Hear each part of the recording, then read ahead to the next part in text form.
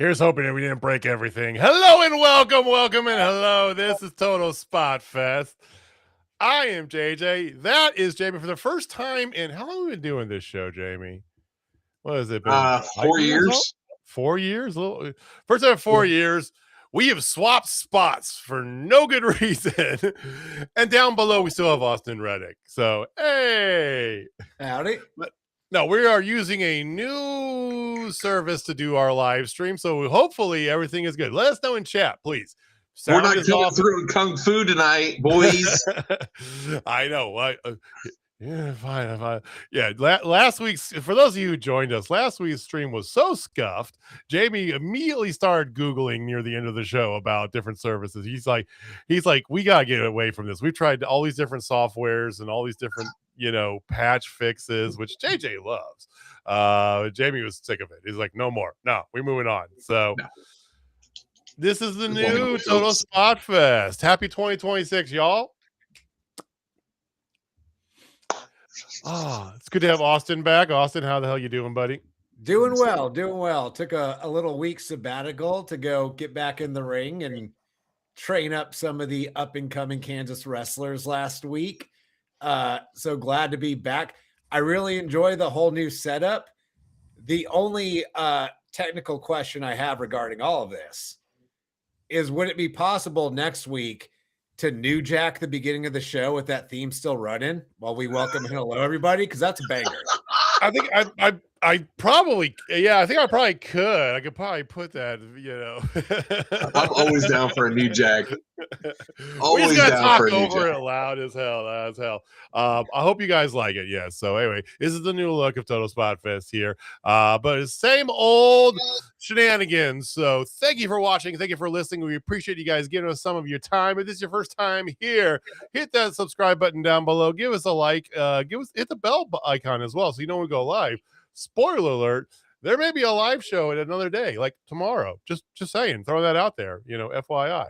Follow us on the internets at Total Spotfest on the Twitterverse and on TikTok. 2026, we're growing our TikTok, y'all. So yes, follow us. Don't post much, but when we do, it's amazing. I gotta remember to point the right way now. I'm so used to pointing over here, but now it's weird. It's weird. I don't know what to do with my hands.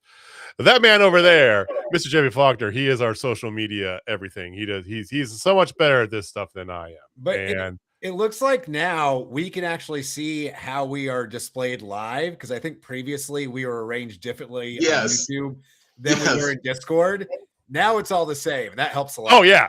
Yeah, see, I had OBS or Streamlabs running, so I had the actual what the position was live, and then you guys we were in a group chat in Discord, so you were just like, I don't know where anything. I don't know which way to point. So I assume you guys have seen Goonies. Yes, can we all agree that we've seen Goonies? You've seen my license plate, Jamie? Yes. Yeah. Okay. So you remember the statue after they tried to glue on the penis and everything? The two balls on top and the penis sounds bomb. That's kind of how we actually get to see it now. That's how. Okay, there we go. You're pissing in our faces. The best analogy. Welcome to Total Spotfest. Two balls on top with the penis hanging down below. That might be our new tagline on Twitter. I can't say. Who knows? Whatever drives viewership, man. Ooh! I got it. Two balds, one cock. That's actually pretty solid. That's pretty on point. If we make that a tagline, I'll stop wearing a hat for the show, because it would just committed to the bit. I can't grow a beard, so true that. I got the funnies. That's all I got, guys. Again, let us know how everything looks, how everything sounds in the live chat. Hopefully live chat's supposed to be coming through too. So anyway, chime in, let us know how everything looks and feels. Like I said, if we sound off, if we're not leveled right, please let us know. We're hopeful this is going to be a much more clean and smooth user experience. Unlike the Steelers in the playoffs, we want to make sure it's effective. So we don't want it to be a trash offense. To be fair, you guys asked me at the beginning of the season with Aaron Rodgers what was going to happen, and what did I say? Yeah. First round playoff exit. I said we would be just at or right at or just above 500. We probably either barely make or barely miss the playoffs, and if we made it, we would get blown out in the first round. I wish I had my mark. Was that 7 or 8 straight playoff games the Steelers have lost? 7. Last playoff victory we won was Kansas City, where we beat the Yuga with just field goals, and I came into so happy that Monday. In Jamie Kansas can tell City. you. In Kansas City. Yeah, you know what, though? maybe on the belt. While we're talking about the Steelers, a nice little tip of the cap to one Mr. Mike Tomlin, who is moving on. 19 years without a losing season. That's to be celebrated. I mean, 2 Super Bowls, 1 Super Bowl victory. Hall of Famer for sure. He's done more with less than any other coach in the NFL. Oh, yeah. Hands down. I mean, since they lost to Aaron Rodgers, he piecemealed every season together pretty much. Yeah. And the last 5 is amazing. We got over 500. Probably shouldn't have, so we could get a real quarterback, but I digress. Yeah. But you know who is still in the NFL playoffs? Oh my God! Oh yeah, I almost sent you a message after I saw my dad, who has been a Bears fan since he was a young child, right? You know, went to bed. It's like, oh well, so much for the Bears, right? I told him that's the wrong move, Dad. This year, that's the wrong. He's like, they came back from 5th. Yes, they did. In the most spectacular, like I want them to go all the way now. I am on board with the Bears. Screw it. Here we go. Let's go. See, the Bears in the 4th quarter are the greatest team of all time. The Bears in quarters 1 through 3 would lose to most high school teams. That's just how they are. But that's why you play all 4 quarters. It's so accurate. That is so on point. 100%. Bears Patriots. Calling now. Bears Pats. That'd be a good Super Bowl. Honestly, this thing's wide open. I don't even know what to think anymore. I mean, this is probably the most exciting NFL playoffs in some time. Yeah. Just because there's not 2 or 3 teams that are most likely going to smash everybody and get there. And just to put a wrinkle in everything, you got good old man Josh Allen still sitting there. So who knows? Is it maybe Josh's I want them year? to lose, but I hate the Broncos so much, so I'm okay if they win. But then they lose. Josh Allen is not allowed to win anything ever after he cost me the total Spotfest fantasy championship by coming in for 1 snap and then leaving the game. He cost me my work championship, which is about $400 what he cost me the week before, because he decided just to play like ass and just handed the ball off the entire game. They won, and he couldn't even pass for a touchdown. I want nothing but bad things to happen to Josh Allen and the Bills, and that's not a tall order because pretty much nothing but bad things have happened to the Bills for their entire existence. But yeah, I will never draft Josh Allen in fantasy football again. All right. Well, hopefully you guys are enjoying football playoffs and everything. By the way, that college playoffs, man, I really want Miami to win. Old school Miami fan, like way back in the day, the old U. But my God, that Indiana team looks just – the Indiana team would beat the Steelers. I'm pretty sure of it.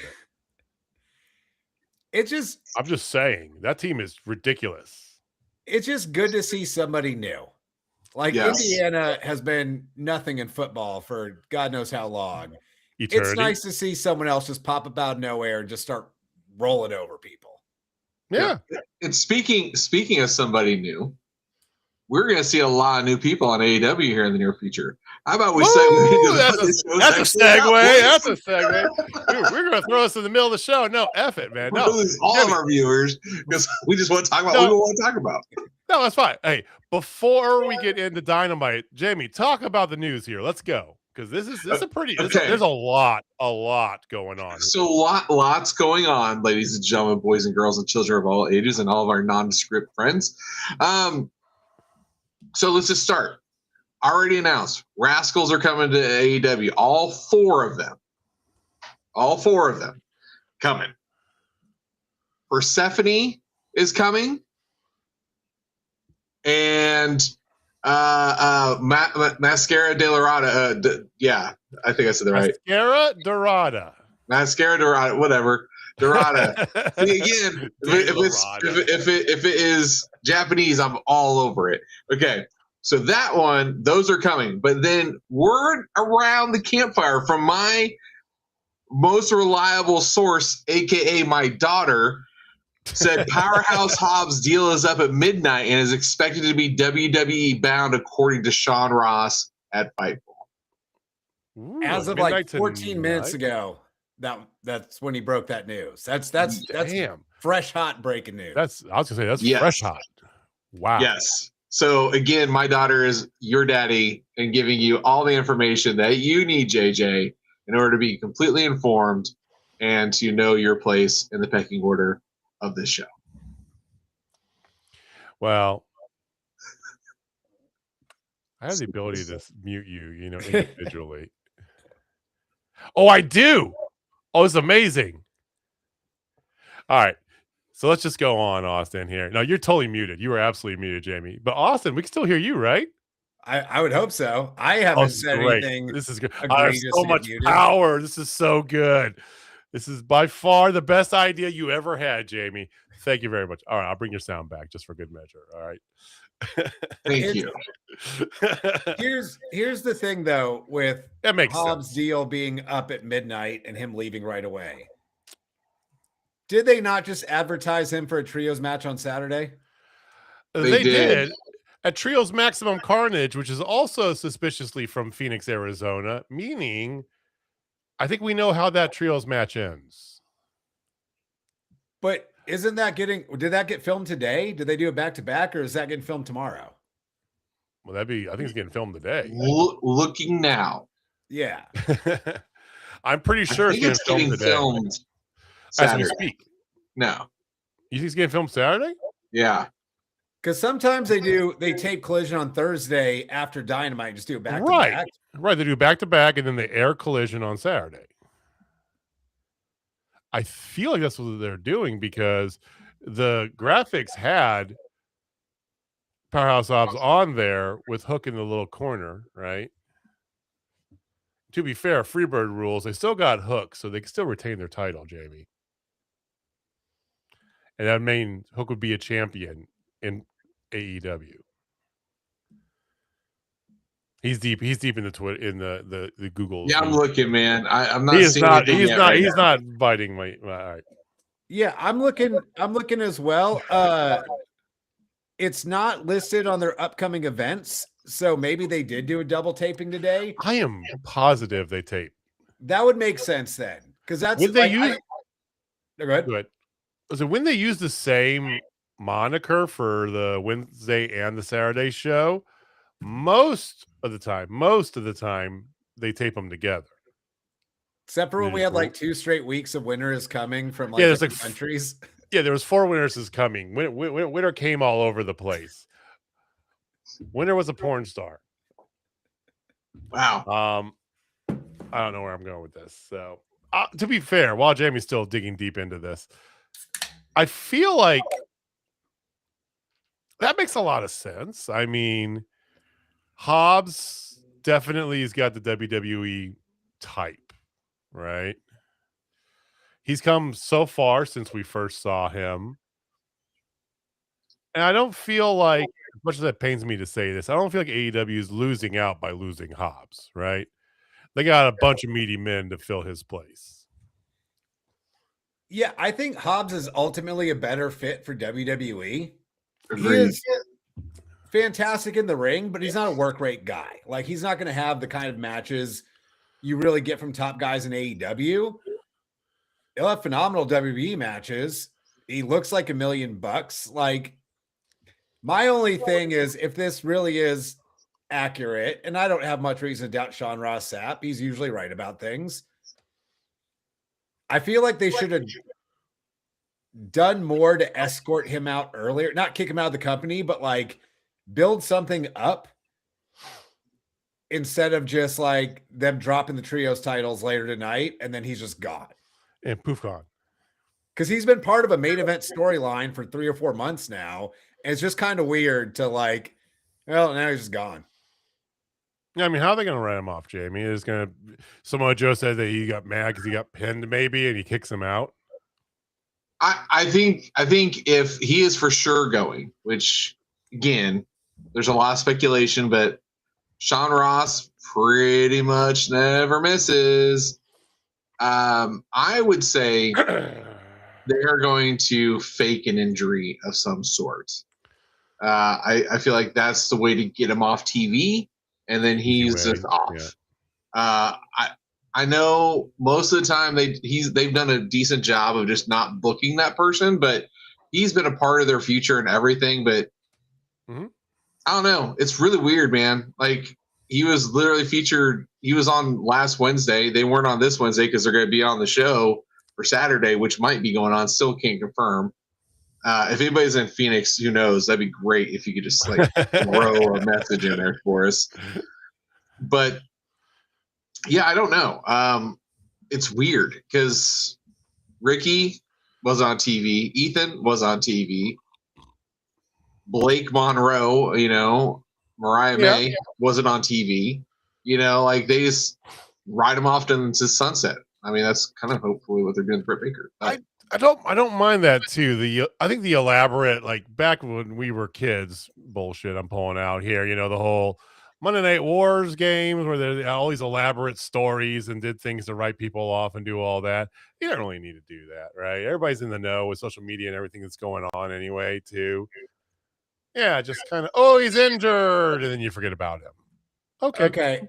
I just did a little investigating as a broadcast journalist. Our collision has happened because spoilers are up on the internet. There you go. Not going to spoil and go in. I'm just going to say it has already happened. You know where he found them. I literally Googled AEW Collision 11726, and the first thing that popped up was Collision spoilers for 11726. Jamie's sitting here like go beat all hacker man, and Austin Reddick presses one button, and boom, there he is. Consulted the internet. Right here. Good times. Yep. Yeah, he's going. Yeah, he's gone. That's fine. And you know what? Like I said, the only thing I'm going to miss too, maybe we need to get them before they're out of stock, is some big black and jacked shirts. That was a solid shirt. And we never got Meat Madness. Yeah. Oh, that was supposed to happen. Yes. But I think Rusev was supposed to be a part of that. He's over there now. Hobbs is moving. Maybe we'll get it over there. Oh, please. But we were teased Meat Madness, and the meat was never delivered. So I have one question. Where's the beef? That's a deep cut, kids. I wish I had my son. The beef was a part of D&D tonight. That's what I'm calling them. D&D. D&D. All right. So Dynamite. Let's get to it. All right. Again, lots of comings, lots of goings, exciting time. We begin the show though with a quick Samoa Joe promo. He put a little bounty out there on Brock Heath. A lot of bounties all of a sudden going on in AEW. We're digging in this Wild West theme we got going on in Phoenix and everything, I guess. I don't know. But who better to answer a bounty than the bounty hunter himself? Brian Keith. Good to see Brian on TV once again. It was. Never and then they begin to see my boy BK on TV. Absolutely. And then, of course, they immediately pivot into Darby Allin. Darby Allin versus Pac, because he's the only one he hasn't beaten, even though he hasn't beaten Marina Shafir, but we digress. He hasn't beaten Marina Shafir that I know of, right? Not as far as I know. I don't think he can because that would go completely against his style of wrestling. I also just feel like Marina Shafir would kick his ass. Oh, that'd be so great. That'd be so great. So out comes Pac, and he wants everybody to stay behind because he wants to do it himself. Okay, sure. So Darby Allin match ensued. Darby cheated to win, to be fair. Cheated to win, but he gets the victory. So there's that. Darby taking the awesome bomb from the ring onto the stage. Oh. For a man that I've seen fall off a ladder through 3 panes of glass, get set on, like I've seen a million different ways Darby has died. That was one of the nastier looking bumps I've seen him take. It's like, it looked like on the Fresh Prince of Bel-Air when they would throw Jazz out of the house and you just see a body flying through. That's what that reminded me of. That is by far deep cuts. We are deep cutting the shit out tonight. That is by far the best reference. Okay, we got early candidate for reference of the year, ladies and gentlemen. And if you don't think that's going to be in our year-end show in December, you are sadly mistaken. I feel like that's something that's sorely missed from TVs these days is the old bit where they would just throw a dummy dressed like a character across the screen, and it was clearly a dummy, but it was hilarious. Like, bring that back, please. Any show. So good. I'm just making note of Austin's phenomenal reference because that is so good. All right.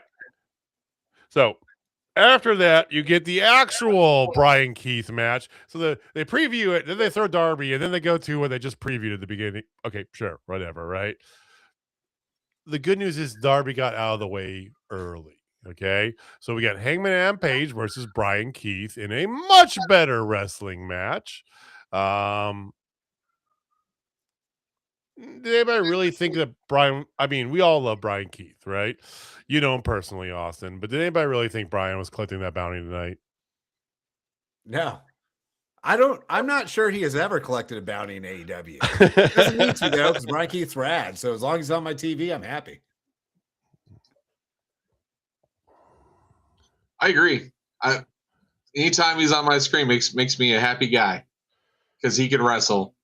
I just was worried. I seriously was worried that they had both him and Big Bill out there. Next thing you know, you hear the learning tree. You know, I was like, oh no, he didn't go to WWE, but then it didn't happen. So I was all God, no.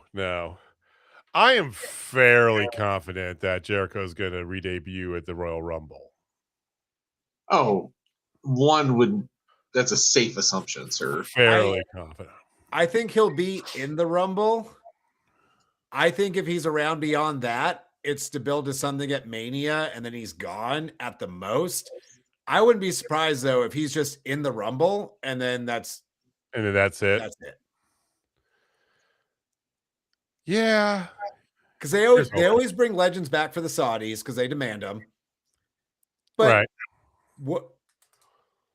What do you do with Chris Jericho? You don't and I know the Jerichoholic in Jamie hates to admit that he's agreed. No. You know, I'm fine. I'm fine. You're past it, right? I know, but you know what I mean. It's like, but yeah, it's past time. Jericho is well past time. So they did bring out the learning tree. They did bring out Swerve Strickland though to make the save, and then afterwards they do a little promo back and forth. I have thoughts on this, but I want you guys to tell me first. What do you feel before we get into the third party that came out? What do you feel about this new like bromance type of thing going on between Swerve and Hanger? The same way I feel about that, the same way I feel about pretty much the entire show tonight. I don't really know what they're doing. And I don't mean that in it's bad and I hate it. Everything seems like it took a hard pivot at World's End, like the entire show. And I'm just not sure where anything's going right now. It just all seems kind of up in the air. So it's riding the fence, but I don't know. It could go somewhere good. It could be them treading waters until they find a better idea. But just everything tonight, this included, nothing seems definite or nothing really seems on track towards something important. Okay.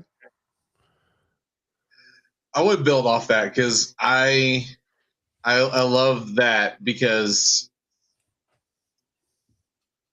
one thing that AEW I feel like does a much better job of than WWE, other than just recently, which I will give them credit for when we'll talk about WWE here in a little bit. For the most part, they're not overly predictable. Right? Like they'll throw some curveballs and everything like that. Well, this show felt like just a giant curveball in general. Mm-hmm. And You know, it's like you ever seen Private Parts? Yeah. Okay. It's like when they're going over his ratings, it's like the people who like him was like, I watch because I just want to know what he'll do next. And the people who hate him is like, I watch because I don't know what he'll do next. That's kind of what we're at right now. Because the haters will say it, and then all of us who love it are like, yes, can't wait. I'm going to take a different approach to this because my opinion instantly changed mid-show, right? Because I was thinking about this, I was watching it live, and I'm watching that, and that's why I came up with the question that I just asked you, right, when they're doing that. I'm like, why are we doing this bromance thing, right? And then I think it really hit on me later on in the show, in a section with Jet Speed. And we'll get to the what happened with Jet Speed earlier, but they were doing a little thing in the back, and up comes Swerve to kind of talk to them, kind of prep them up, pump them up, and then he goes away, and then in comes Hangman to pump them up, and then say they're with him in a trios match on Collision. And it's like, oh, I think I see the path in front of us, gentlemen. We're getting another Swerve Hangman Fallout war coming up soon. And it's going to be in their path towards MJF again. Yes, this is a rehash of sorts, but in a different, better way, right? Now they have a common enemy. They're going after it, but now the common which they did with the Death Riders, and now their common focus is here, and they're being all sportsman about it for now. But just like, why would you do that? Why would you have Swerve come out, talk to these guys, give them the big old thumbs up, and then have Hangman come by, give them the thumbs up, and you're going to be with my teammates in a trios title match immediately after him? It's like this unnecessary one-upsmanship. I think that's your salt to begin this wound that's going to open up between them and rehash some of the bloody goodness we had in the past. That is my thought. Could be. Like, I wouldn't be sad about them moving back to a Hanger Swerve program before too long, because I don't know what else you do with the two of them right now. I don't think either of them has taken the title off MJF. Not yet. No. And after them being your top guys for 2025, like, you got to find something else to do. Putting them back together is never a bad idea. Plus, I've been saying it for a while. It's about time for heel Swerve again. Yes. Like, make that man a heel. He's not going to be the heel out of this whole situation. I have a feeling of another heel coming out of this. And it was during that backstage segment. I don't know if you guys, I caught it. I don't know if you guys caught it, but I definitely did. Go for it. Kevin Knight is going to turn heel. Calling it now. Ooh, okay. Because he's getting ready to talk, and they kept getting interrupted. And you just saw him just kind of getting annoyed. And it happened twice. It's like, okay, I caught it. He's turning heel sooner rather than later. Obviously, with them, spoiler, winning the Trios Championship Saturday. Sorry, not sorry. Easiest spoiler to put out there, man. Come on. Yeah. So with that being said, I see him being the heel first. I could see Hanger and Swerve getting together for a little bit, because the beautiful thing is them together is almost as electric as them against each other, because they just have that synergy together. And then right around All In is where it breaks. See, I don't hate that, but I think if you are going to turn Kevin Knight heel, I think aligning him with a heel Swerve and turning them at the same time is much more interesting. See, I like that idea a little bit more. I do. My thing with turning Kevin Knight heel right now as just his own guy is I think we need to see more out of him as a singles guy first before we really care. And I mean, Kevin Knight's great. I love Kevin Knight. Yeah. But he's mostly been a tag guy. And I think if you just turn him heel on his own right now, he kind of gets lost in the shuffle. If you turn him heel and align him with Swerve, he's elevated. And to be fair, it becomes the kind of fruition of what they tried to do with AR Fox, right? You know, when they had that whole thing, which I loved how they started, and they immediately just dropped it, right? And I was like, no, that's a good idea. Swerve as a mega heel with his band of cronies behind him, right? You know, it's good. It's really good. So we'll see what happens with that. And during this whole thing, so they're having a little like bro off, and out comes Kenny by God Omega. Okay. He was going to come out later, but he figured what better than now. I see a triple threat coming up in a soon to be determined pay-per-view. I don't know, maybe Revolution, between these three. Just saying, you know, and I am for it. You know, a little bit of nod to the history with him and Hangman, and more or less throws his hat in the ring just like the two of them, right? But he needs victories, guys. So who's going to give him victories? Well, out comes Don Callis, or as he wants to be referred to now, Daddy. What do you? I know Jamie. I'm gonna let him go here. Jamie, Don Callis now, Daddy. Please give us your thoughts that are very predictable but yet excellent. I mean, everybody wants to be Megan, evidently. You know, and it's refreshing. I mean, he is arguably the best manager in all of wrestling right now. I think he's better. He's doing better work than Paul Heyman is right now. So I don't hate it. I don't dislike it. I just think he can just do whatever he wants and gets away with it because he's Don Callis. Okay, that's fair. Don Callis makes a match for next week. Yes. I was out there, then immediately changed it to next week. Kenny Omega versus Josh Alexander. Let's go. Right. So Jamie just mentioned Don Callis can get away with anything, but oddly enough, I did not like the teeing up. We're going to do it tonight and then moving it next week.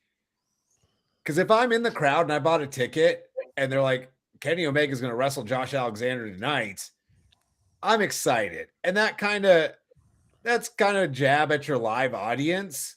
Yeah. When Don Callis doesn't need the heat. Like, he's already the most hated guy in AEW. True. I feel like they could have just from the beginning teed it up for next week. But it's a minor nitpick, but like I didn't care for that. It's old school. It was classic, you know. I'm not doing it tonight. I'll do it next week. Ha. You know my other problem with that is Don Callis goes, well, this happens on my time. We're gonna do it next week. And then they immediately cut to commentary going, Tony Khan has made it official for next week. Why didn't Tony Khan just make it official for tonight? Like, if he's the ultimate authority, why is he going along with Don Callis's thing? Okay, so I know you're going to logic trap here, so allow me to logic trap with you just a little bit. Oh God, enough of the logic, boys. Jesus. What's Kenny's title again? The cleaner, the executive vice president of operations. Oh no, he shot that down in the middle of his promo. He said it could be an EVP and immediately put it, but I'm gonna do the work. So he could have done the EVP thing like, no. I outrank you. We're doing this right now. That immediately contradicts what he just said, though. Yeah, it's wrestling, dude. We forget what happened 3 seconds ago.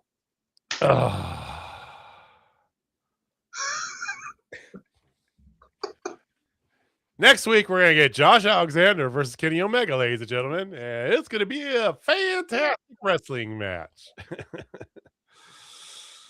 We had a standby match. The often, not utilized nearly enough standby match. Brody King came in the back. He ran up to Jonathan Cruz, who, for those of you unfamiliar, that is MJF's Spanish translator. And then he goes up to the ring and just whips him with his with his puffer coat still on. I mean, that's a good squash match there. I love the throwing of the shoes at him as he entered the ring, and then just immediate annihilation. It was so good. So good. Yeah, this was a good time. a solid 20 seconds of Brody King kicking ass, cutting a bit of an odd promo. That was he missed a few words. Yeah. Okay. I love me some Brody King. Long have I loved Brody King, right? Brody King is not a good promo guy, not by himself, and not in a face manner by himself either, too. Speaking of him not being able to cut a face promo, I think they missed a big opportunity with Brody King tonight. But we're going to put a pin in that until the main event. I think I know where you're going. I think I like it. I don't hate your idea of this. We're both just like, oh, we know what he's. Yeah. Okay. I'll put it out there. I know the main event was fantastic. This almost got my match of the night. This was so close. I wanted to give it match of the night, but that main event was so good. A 4-way tornado tag, #1 contender tag team match between the Young Bucks, Jet Speed, Gates of Agony, and Davis and Doyle. D&D. I like D&D, I like the old school kind of like the presentation. It's like the old like strongman style graphics that they're doing with it too, right? This all worked. Like everything about them worked. It had little hints of like the old what was in WWE when they had Brody Lee and Eric Redbeard. When they were the Wyatt family? No, after the post Wyatt family. When they were like the Bash Brothers or something like that. Bludgeon Brothers. The Bludgeon Brothers, right? It had that effect with kind of like a Vaudevillains, like spin to it with Don Callis in the middle. So I liked it. And this match was goddamn as much. I mean, you had Jet Speed and the Young Bucks, peak Young Bucks in there with 4 big monstrous. You had 4 high flyers, 4 big monstrous guys. That's fantastic. I loved every second of it. But you forgot to mention the cherry on top, which was both Don Callis and Ricochet on commentary. Yes. Did I forget, or did I leave that for you to bring up? Because it was excellent. They do the Lord's work. It's so good, so good, and God bless you, Ricochet. I mean, everything else was so good. It's the fact that even when you had like the run-in, so one of the latter near falls, Ricochet pulls the ref out, and then they're all beating and fighting each other. And literally from behind the camera, out of nowhere, flies a Jack Perry somersaulting through the air. Like he was DJ Jazzy Jeff in the Fresh Prince of Bel-Air. That's a callback, ladies and gentlemen. Yeah. This match is exactly what you want and expect anytime there's a PWG style multi-man, including the Bucks on Dynamite. It always delivers 100% of the time. I love it so much. Okay, I've decided that I am no longer going to call Doyle and Davis D&D. They're just going to be known as Beef, because that's where the beef is. See, I had a different name for them. I mentioned to my wife during the show, and it was Jake something and Mark Nothing. Which I like Mark Davis. He's a very good worker, but he is just the most like bland creator wrestler I've ever seen. Yeah, true, but he works well in a tag team. Yes, and now he absolutely does. You put him in this like big monster tag team with Don Callis as the person who talks. It's going to work. It's going to be good. And then when War Daddy ever decides to come back after yet another injury, then you can have the beef trio. We'll call that the triple meat team. We call that tri-tip. Ooh, that's not even that good. I mean, we're doing it's an actual tri-tip. Just the tips. Just for a second. See how it feels. You know what? I'm even more disappointed now that we're not getting a Meat Madness while they're doing their collaboration with White Castle. Like they are literally oh my god right now. Yeah, perfect time for Meat Madness. technically, if they had Arby's, it'd be better. But still, I'm with you. Yes. Did I pop hard when I saw tonight's episode was brought to you by White Castle? Yes, I did. Because I love me some White The closest one's in Colombia. The last time we went there together, Jamie got food poisoning. I didn't. He sure as shit did though. He was bad. I had White Castle last April when I was in Indianapolis for work, and I'm with my coworker who's like, "Hey man, where do you want to go eat? We're gonna go grab lunch." I'm like, "Dude, I eat literally anything. I'm down for whatever." He's like, "Well, if you don't mind, I've always wanted to try White Castle." I was like, "Bro, say no more. Point the car. Let's go." It was outstanding. Oh my god. He had me at White Castle. Yeah. Oh my god. So there's now a White Castle in Columbia. There wasn't when I went to school there, Austin. My favorite story, Jamie's heard this. My favorite story about White Castle is when I was my sophomore year. And sophomore year, I moved into my fraternity house. And so we were down there for the week before school, like doing rush week and work and all that stuff at the house. And a couple of my guys, we wanted to go to St. Louis because there was this guy that we were pledging. It was actually a former brother's son, right? A legacy. So cool. JJ, you're gonna come with us. Well, work week at a fraternity house was us just working on the day, fixing up stuff at the house to make it presentable and look nice for pledges.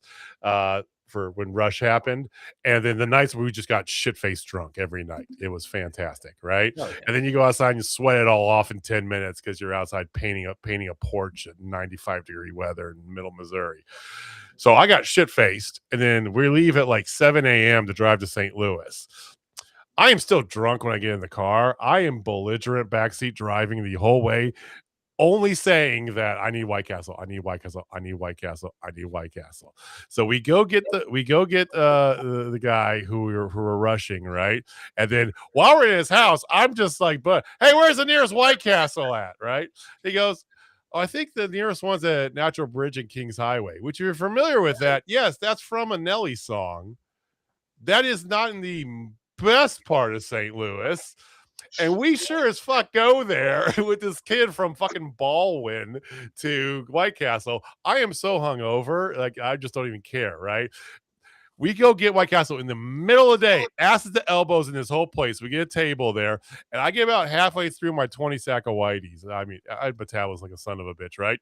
And I got to puke up the nights before's vodka. So I go into the bathroom, which is paper thin walls, and I just puke up everything. I come back and I just dive right back into my 20 sack of Whiteys. And hell yeah. To this day, my two fraternity brothers that are with me there, well, three eventually, a guy did join, they would never eat at White Castle again and have not for their lives. The most White Castle there could be. Yeah, I unfortunately never lived close to a White Castle when I was getting hammered a lot in my 20s, but I wish. White Castle and Jack in the Box, man. That's what you need when you're getting drunk. Jack in the Box always goes hard. There was a place, it's a chain down in Texas called Taco Cabana that's open, used to be open 24 hours. I don't know if they still are, but that was usually our go-to post-bar. Go get some tacos. It was a good time. Jamie's got a different taco place that they used to rock. What, Taco John's? Didn't you go? Was it Taco John's? That was a place we used to go to in high school. Okay. It was in St. Joe, yeah. $20, you get everything on the menu, literally. Good time. All right. No. Sorry. Anyway, enough about that. Whatever you want to call them, Meet D&D, they actually get the victory tonight. A little standoff with FTR. Were you surprised by that? I know that your gut reaction is you see the Young Bucks, FTR is waiting on the other side, but it's way too soon for that. Way too soon. I don't hate putting D&D over in this. But going back to what I was saying earlier about everything just kind of being weird and not having direction, now you're just heels and heels. Yeah. Like, just weird. Not bad. Just like, I don't really understand where things are going. I'm still going to watch. I'm still entertained, but just everything seems up in the air right now. And we will have the battle of Stokely Hathaway and Don Callis. I mean, that's TV gold right there. True. As long as I can get you raggedy bitch out of Stokely Hathaway one more time, I will be very, very happy. I am disappointed that never made a t-shirt. Okay. I'm not going to lie. I would have bought it. I would have 100% bought that t-shirt. It could have been black. He would have bought it, ladies and gentlemen. I guarantee you. That's 100% accurate. You raggedy bitch. Random Skyflight promo coming up. Just in case those of you watch on Wednesdays don't know who they are. Here they are, right? Although the Gray's no longer with them, they have. Oh God, I'm gonna butcher her name. Zeta Steel. Zeta Steel. How you gonna butcher Zeta Steel? I can't say Hispanic names. Zeta Steel. You can't say Spanish. I can't say white people's names. The IWGP Women's Champion Zeta Steel. I'm sorry. Okay. Hold on. Time out. I'm just on Pro Wrestling Tees just for gigs. Oh, do they have? They made an AEW White Castle luchador mask. Yes. It's already sold out. Oh. It's glorious. It's worth a look. It's worth a Google, guys. Was that on Pro Wrestling Tees, you said? Uh-huh. Under AEW New Arrivals. First page. It's out of stock already. There you go. Hold tight, everybody. Hold tight. Sorry, we are taking a sharp turn here. That's glorious. That's so glorious. Right? Oh my God. Yeah, I want one now. It even allows for the beard. Okay. All right. $40. That's it. Wow. It's actually a good deal. That sounds about what it would cost. I mean, like an actual lucha mask is really expensive. I mean, that's fair. That's probably your best tangent ever. I'm adding that into tangent of the year quality. You just made the list too, Jamie. Okay. You just made the list. Anyway, Kyle Fletcher's returning. You're going to have a triple threat with Don Callis' family versus Skyflight on Saturday. Okay. Cool. Women's match of the night time. We get all the women's champions in one match. There's only three people. So you have Triangle of Madness getting that big pop, which I like, versus Chris Statlander and the Babes of Wrath.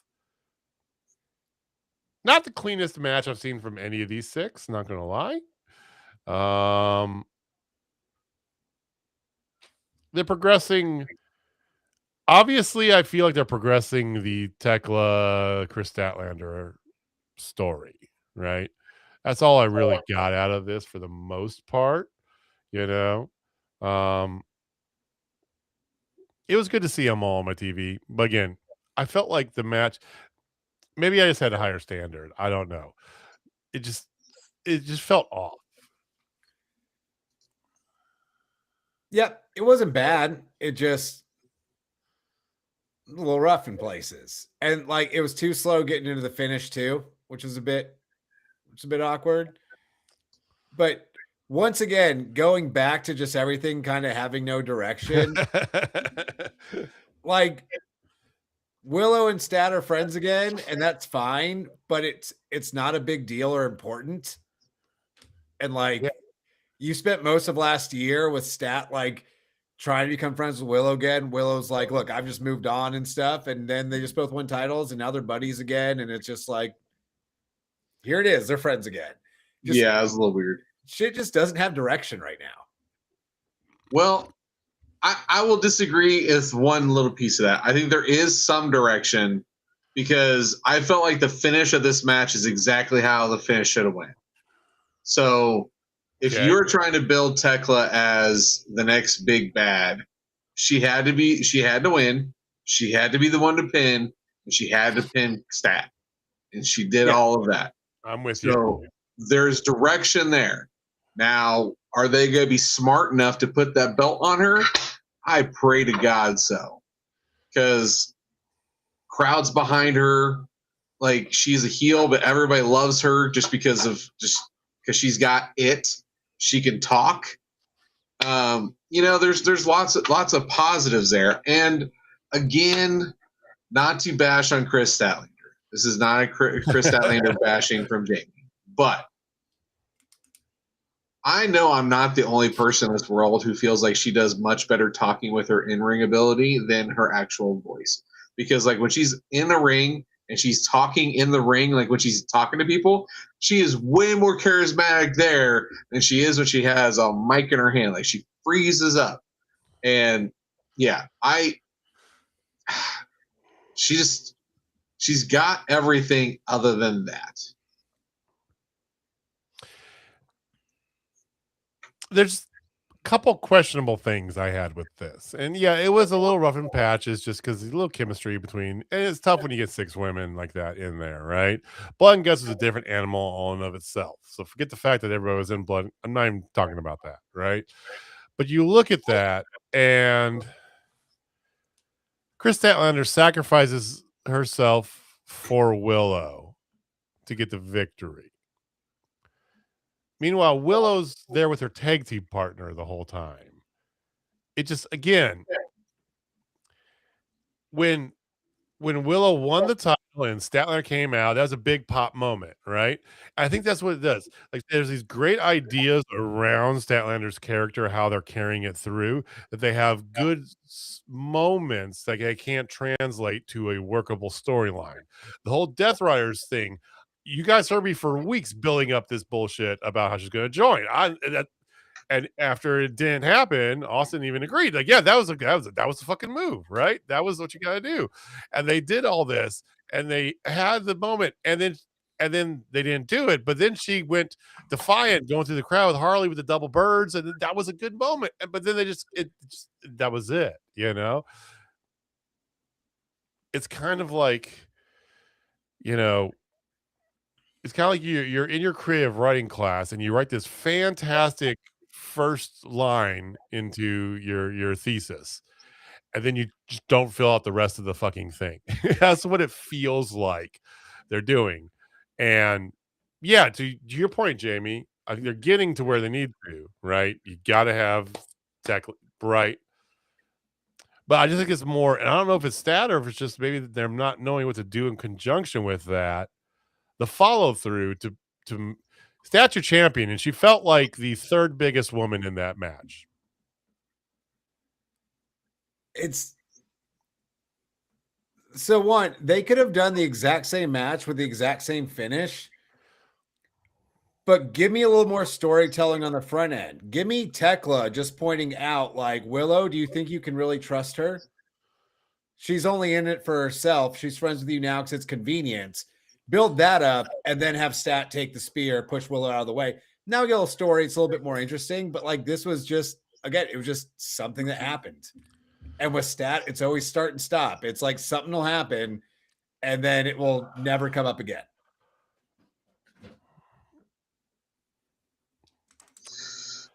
Well, regardless, we did get to see Triangle Madness get the victory, go off in the sunset. We had the full return of Sky Bluty, and Jamie didn't bring it up once. Good on you. I didn't. We talked about the Jeff Speed promo kind of to begin the things, but they had their little promo there, and they're going to be in a trios match on Saturday or 10 minutes ago, whichever came first. For new spoiler. And then, of course, they did as well their little promo before the main that the Rascals are coming to AEW soon. Okay, Bandido, MJF, your main event. Bandido comes out looking like a member of Guar. I'm kidding. He had the Minecraft Aztec Warrior Batman. You, of all people, should know that. I did know that, as a matter of fact, but it was funnier for the Gwar reference. No, it looked like he was carrying the Minecraft sword of the ring. He's Gwar with the Minecraft sword. No, it's Aztec Warrior Batman. Jamie is correct. Versus MJF, and my God, how special is Bandido? I mean, we could probably spend the whole show talking about him. Let's be honest. I mean, there's a reason why he was my breakout star of 2025. Yes, and all that and more is why it was absolutely dumb to have MJF just cleanly beat him. And I'm gonna pull that pin out now. We got the Brody King promo earlier that after Bandido wins, he's gonna get the first shot at the title. We had the awkward short babyface promo from Brody because he can't really talk as a face. Why couldn't we have had Brody come out and cost Bandido this match and then give us a Brody and Bandido storyline going forward, which would be absolute flames? Give me heel Brody and Bandido, please, now. Okay. I thought you were going there, but I thought you were going there in a different direction. Jamie, what about you?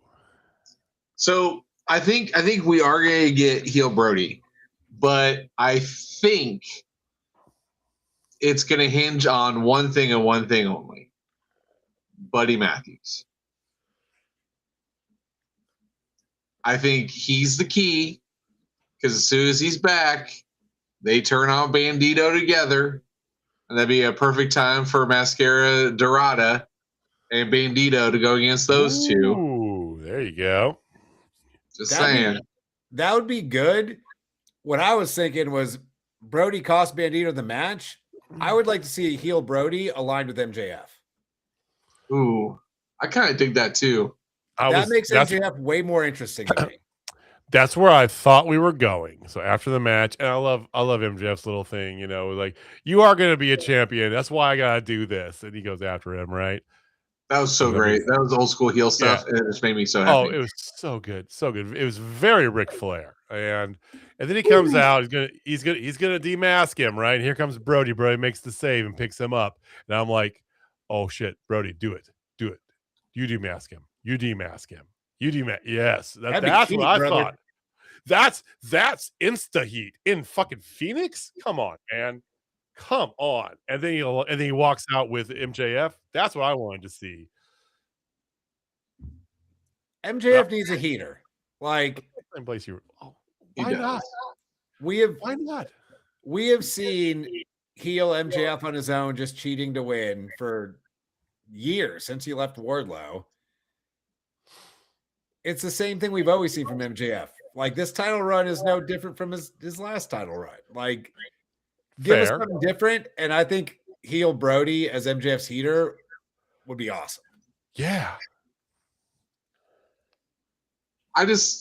Brody's just more than just a heater, though. Like, I hate to say it, like, the perfect person for that is Wardlow. Yeah, but he can be better than Wardlow. Like, he doesn't need to only be a heater, but also be a heater. Like, he can be doing his own shit at the same time. You've got 18 singles titles. Put one of those on him while you're at it. And have him, and that makes sense. Like, that's why he aligns with MJF to get some more success. He becomes a champion of some sort. You have a much more interesting thing going on instead of MJF talk shit, never gets his comeuppance because he just beats everybody anyway, which is where we're at right now. And Wardlow was a trained dog because he was handcuffed by the whole contract, and he wasn't employed by AEW. He's employed by MJF and all this stuff, right? That's not Brody King. Okay. I mean, he very much, you know, MJF will tell him to bark and he'll bark at him, sort of thing, right? You know, so that's a nice little dynamic where it's kind of this more kind of tentative, you know. He's not just a straight heater. Maybe MJF just needs to buy the rights to Lance Archer. He buys his I miss that in pro wrestling. That used to happen all the time back in the 80s, early 90s. You popped Heidi so goddamn hard. From the kitchen, probably eating a grapefruit right now.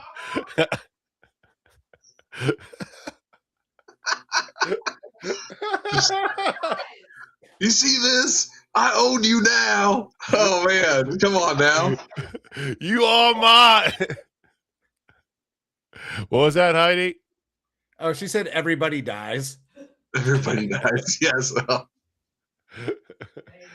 Oh my God. Well, So good.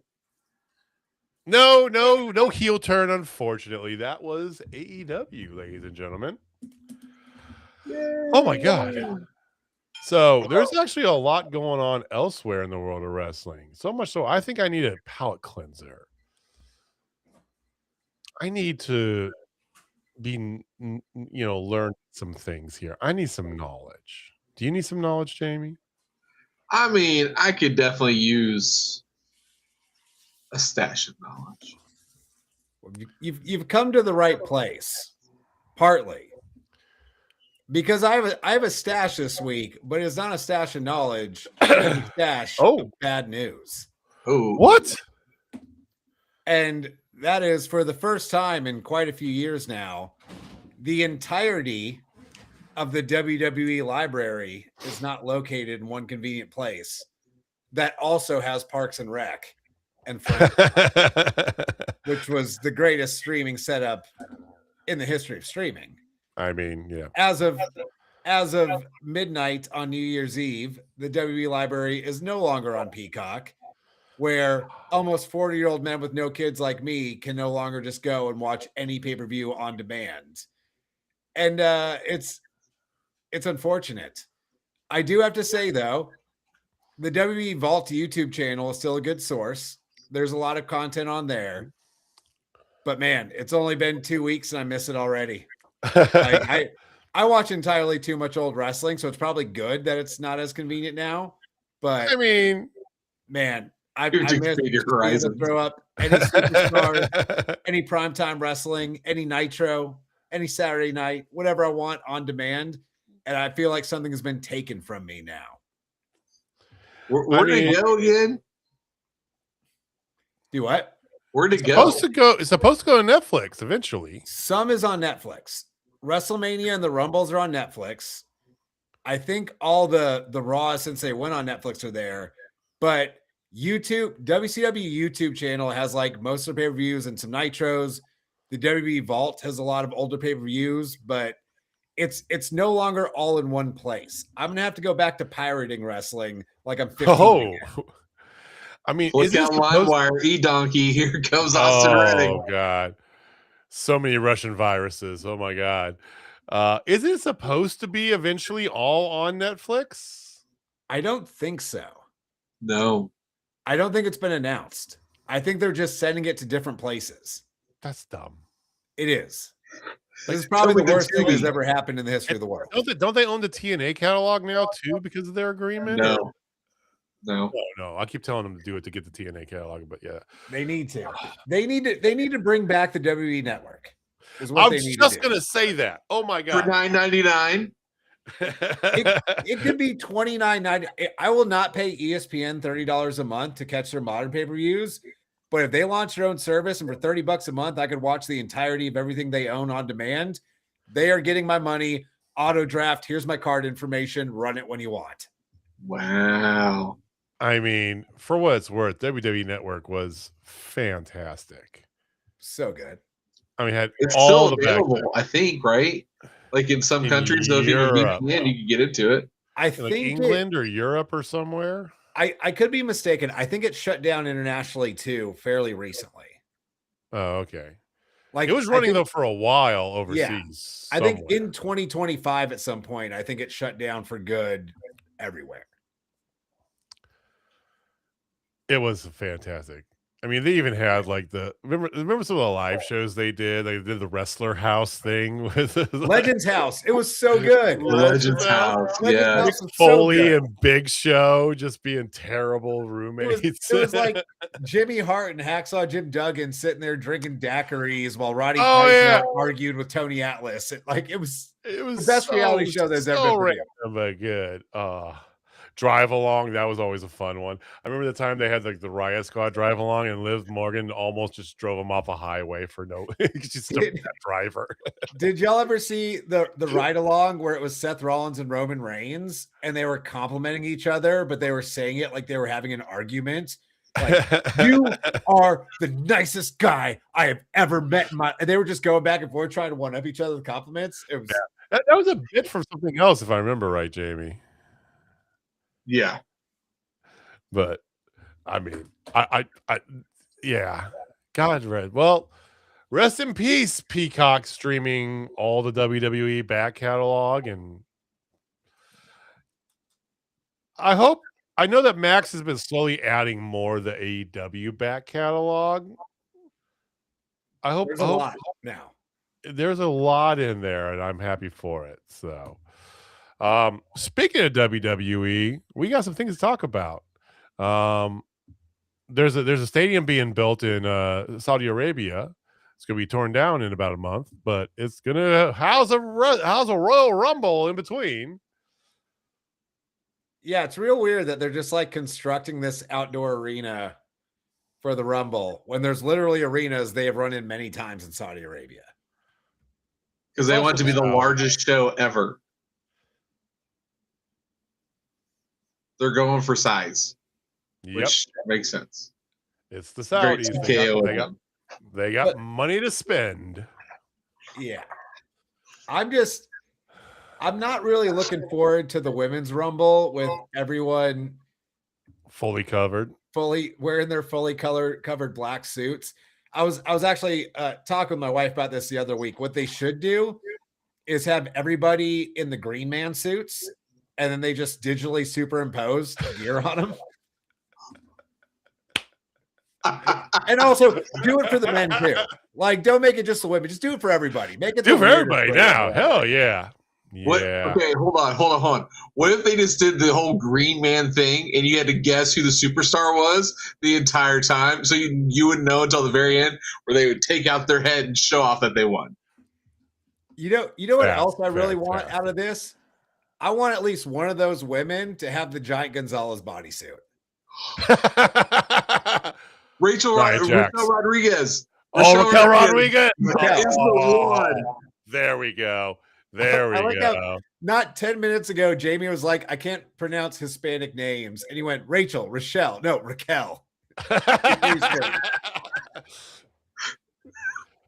not a bit, ladies and gentlemen. It's not a bit. Hey, but if you need me to say what is Watanabe, I'm all over it. Like, come on now. Oh, like so back in the days, so we used to have a very like inefficient like stream how we used to do things, Austin. So we would spend a long time and we talk about every single promotion in its in little bits, right?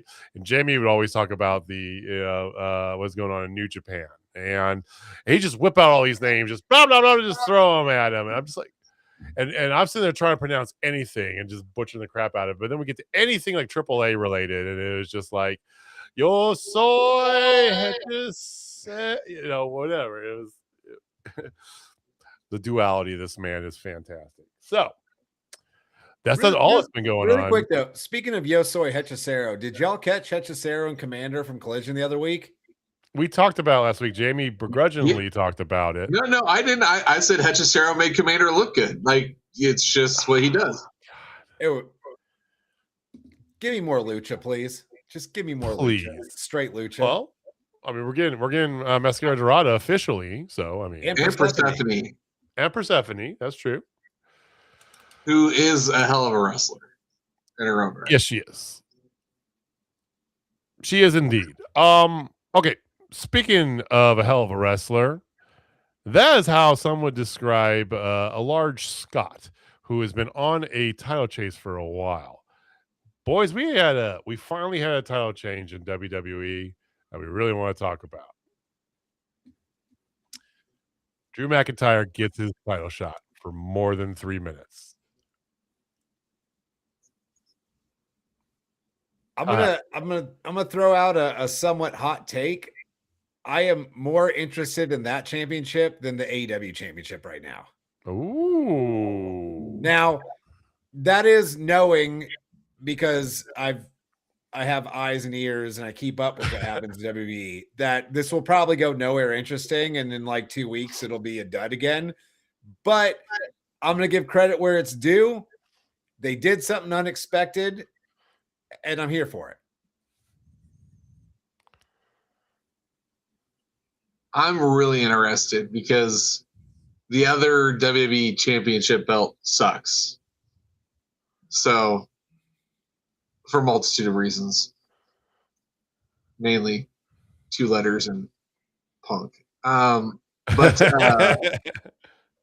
yeah, no, I thought I have waxed poetically enough about how boring Cody Rhodes is. Yes. He tries too hard to be clean cut. He has no edge to him. He is 1985's babyface. And that's who he is. He refuses to turn heel. And for me, that don't work for me, brother. Okay? It just doesn't. He's boring. Now, you finally worked out this deal to drop it to Drew, who has an edge, who has arguably maybe the most charisma out of anybody that over there. Like, him and LA Knight probably are the most charismatic, but the thing is, he didn't steal his gimmick from another person. You know, like, that's the big thing, at least for me. If they do it right, I will come back and watch more, because I saw that. I, of course, had to go watch it because my kids watched it. They've earned my viewership for at least a couple more weeks. At least until they have him drop it back at Cody Rhodes at the Royal Rumble. Okay. It's not going to be Cody at the Rumble. Nope. They're doing 4 matches to qualify for a 4-way at Saturday night's main event, and the winner faces Drew at the Rumble, and none of those 8 men are Cody Rhodes. Now, one of those 8 men is Matt Cardona, which seems like an odd choice to be challenging for your title, but it's just where we are. It's WWE. They're not going to be all good. True. I'm glad they went with Matt Cardona. They didn't force him to stick with Zack Ryder. I know Zack Ryder's got history, but he has worked his butt off to build Matt Cardona as a thing. And, you know, much like other people who have come back in and got to use their name that they created, you know, I'm happy they let him stick with that. Not gonna lie. Yeah, I'm glad he got rehired. Like, he's been angling that forever. He's very talented. But what do you do with him now that you have him there?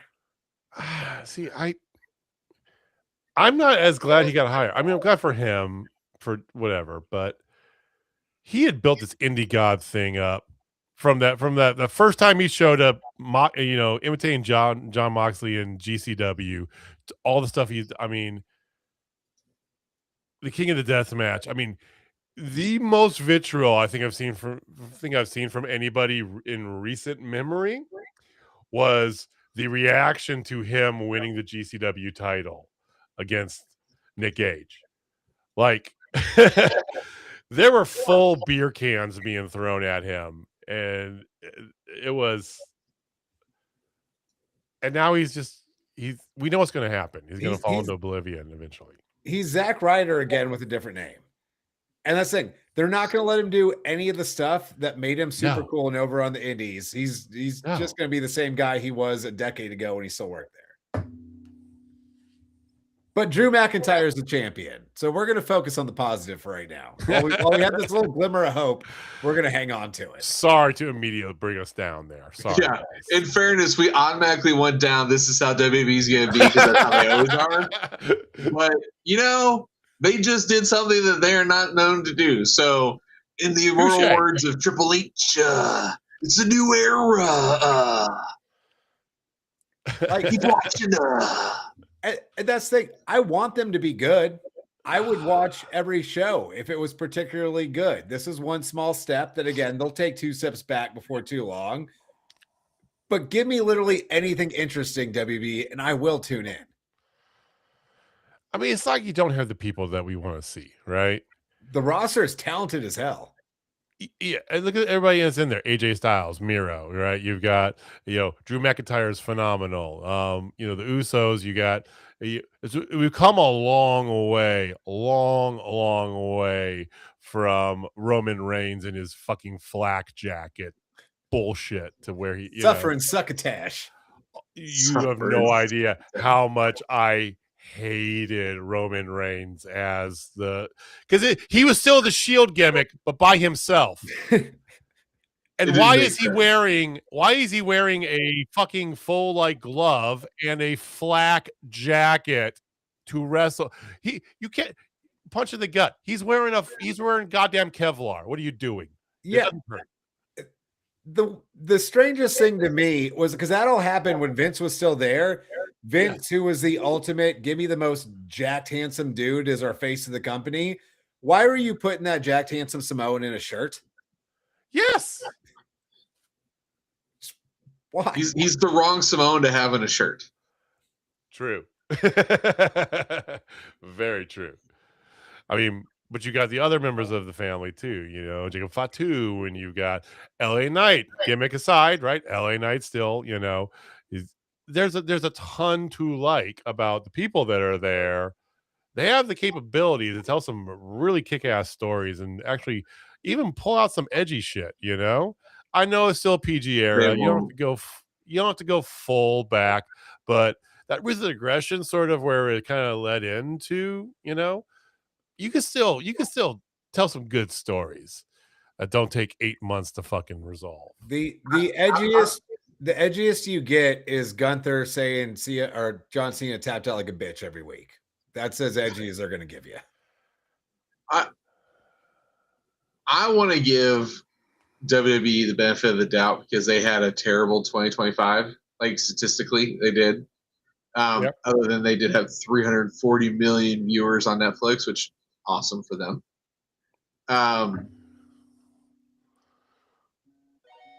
They have to be better, but I think this TKO involvement hurts them. But I don't want to put all the blame there. It's kind of like Kansas City Chiefs this year. We had a down year. We have to make some structural changes. So we're getting a new offensive coordinator. We're gonna get a new running backs coach and all these other things, and we're gonna right the ship because that's what we do. But it's not without blame on the players themselves too. So same thing. I'm hoping 2026. Some of these guys who just go into business for themselves say they won't turn heel because they have an image to uphold for their children. Yes, I'm looking at you, Cody Rhodes. There's so many things that they could do right with the talent, with everything that they have. They are the machine. They'll always be the machine. But man, I remember when the machine was great to watch for everybody. Now it's for those people who don't really enjoy wrestling. Yeah, it's just a TV show, or at least it has been for the last decade or so. It's almost like it's not designed to be consumed as an entire show. It's designed to be consumed in 15-second Twitter clips. You might not be far off. Well, regardless, when it comes to we're gonna do the Rumble. We're gonna watch it. We're gonna bet on it. We're gonna rally around the family with a pocket full of shells. So the 90s. We've been in the 80s the whole time. There you go. You just throw out the machine, and my brain just went directly to my favorite band, and I had to get in. All right, so more to come. Your mic just changed. I was about to say, your sound just got like. Yeah, you somehow clicked off of your mic, sir. Oh, I slammed my table, and I think I changed my microphone. Hold on a second. We almost made it the entire way without any technical difficulties. We did. Austin, you and I did. Oh, there you go. Look at me. I need a desk. It's just wobbly as fuck. All right. Does that sound better now? Yes. It sounds better now. Okay. Much better. Thank you. All right. I think what it was on this, and it reconnected Bluetooth, and when it did that, on my computer. Changed everything to this is what it did. So don't press the button in my ear is what I'm learning here. All right. That's For fair. those of you in Kansas City, tomorrow night's a special night. It is going to be the first Fountain City Pro show of the year in Missouri at a new venue, a new night. It's going to be fantastic. It's going to be at the Laugh Factory up in Zona Rosa. Okay. The doors open, get this, at 4:00. There's a pre-show party going on at 5. Sometime in there, Jamie and I will be available. We're going to be popping onto these internets and giving you a little pre-show action because we have live wrestling back again. Do I look kung fu? Really? You did. You seem better now. It got a little choppy on your end for a second. You're very, like, the words were coming and your mouth was moving. You had a little bit of the Kanyan Tai going on for a second there. Yes. I think you're good now. Yeah, crouching tiger. Right. Okay, well, mea culpa. Regardless, Fountain City Pro live wrestling tomorrow night at the Laugh Factory in Kansas City, up by Zona Rosa. It's going to be good times. Jamie, you have they haven't announced the incomplete card. They've fully announced. Oh, they did? The entire card. Okay. And I am going to pull it up as we speak. Here is the card official, like a referee with a whistle. We have Jake Doyle, also known as Jake something, going up against Camaro Jackson.